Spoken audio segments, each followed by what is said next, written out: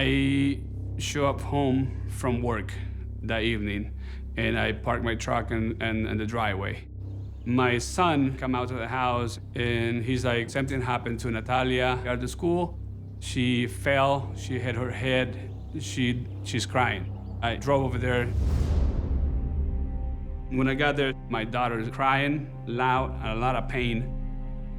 She couldn't move her legs, neither one. She keeps saying over and over, I can't feel my legs. And I keep asking to her, what happened? She looked at me like she was like lost. She's like, I don't know what happened. I'm like, how did I get here? Like, what's going on? I was like, I don't remember anything. Everything's blank.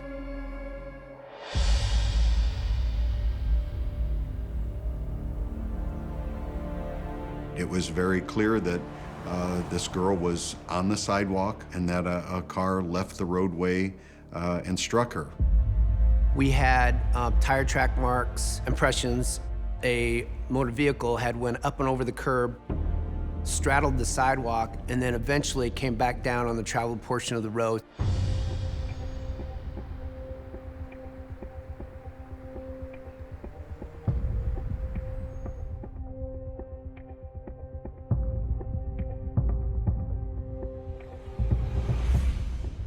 We learned Nicole Poole was 42 years old. She lived in the Des Moines metro area.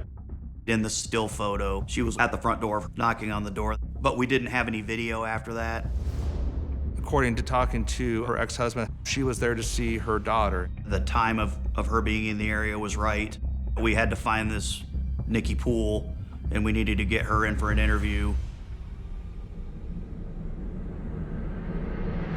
We had found out several days later that she was in the Polk County Jail. Nikki Poole had gone to a convenience store in West Des Moines. She was clearly either under the influence or having some sort of mental health episode at the time.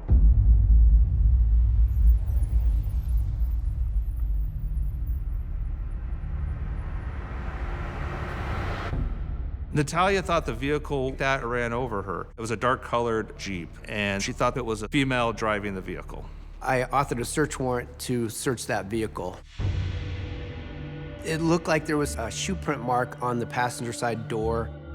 And the dirt that was on the car, it looked like impressions from clothing, like that pattern had been impressed into the side of the car. That really started to bring Nicole into the picture as the suspect.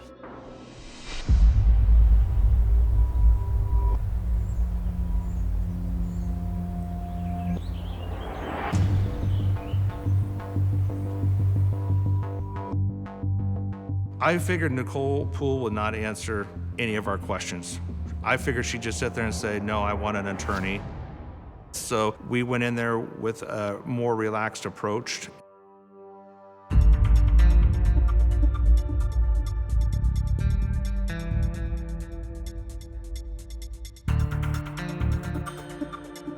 So I know you were there getting gas. All that. What happened? What did you do before that?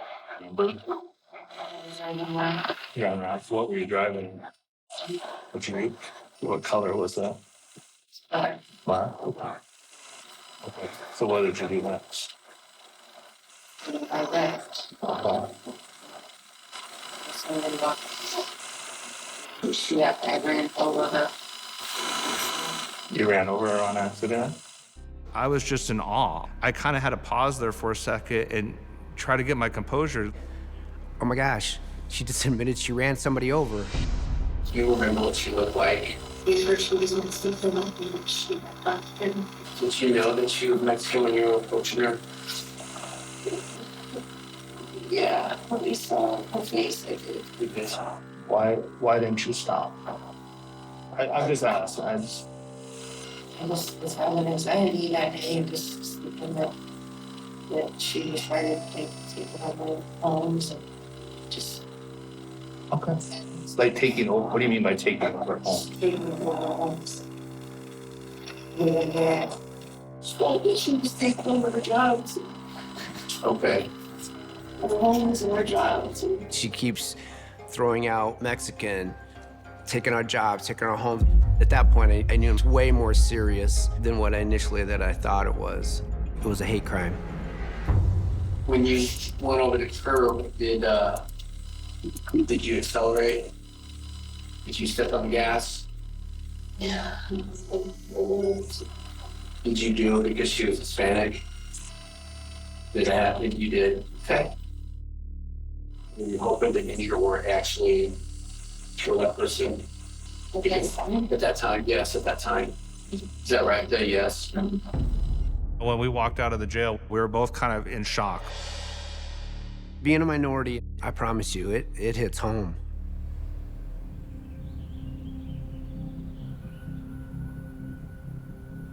Our investigators heard from the Des Moines Police Department that they were investigating a case where a car had gone up onto the sidewalk and a child had been hit by a car. And she was the person that did that. We have a single incident, but it just expanded and blossomed into this huge, pattern of activity that she was doing on the whole west side of Des Moines. I really fear that if she had not been stopped at that point, that there may have been other victims in other ways.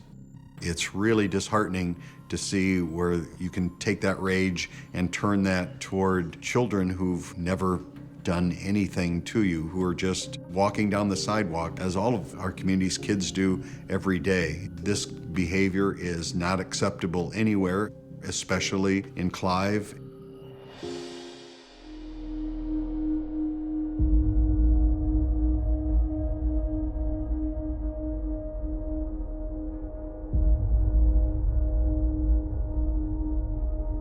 It was kind of a relief for us.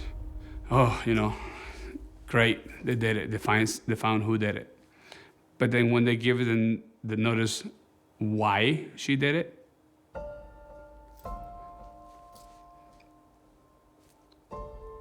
that was heartbreaking. I was just in a state of shock. I didn't know whether to cry or to scream or to just run away. I knew there was racism in the world, but I never knew that it would happen to me, 2 blocks away from my house. My wife and I, we had the idea to leave the country forever, but no one is going to push me away. We stayed to prove our kids that they belong here. We can't live in fear, and we can't let that destroy my family.